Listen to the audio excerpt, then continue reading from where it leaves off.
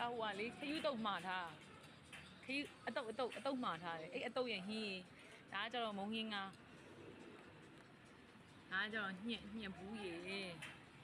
ဒါကမုံဟင်းငါအောင်မှာတမင်ကြည့်လိုက်တော့လုံးဝ share ပဲအကြီးကပြည့်နှင့်နေတာပဲဒါခရူးတုတ်ပေါ့နော်ဟုတ်ကဲ့ကျေးဇူးပါမုံဟင်းငါပေါ့နော်နာမည်ကြီးနေမုံဟင်းငါပါရှင်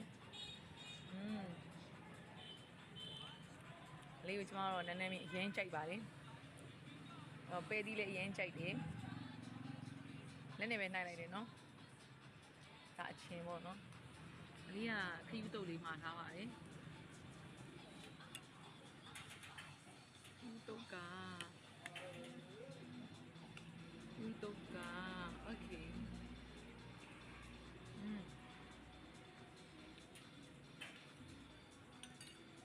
ရရှိပဲ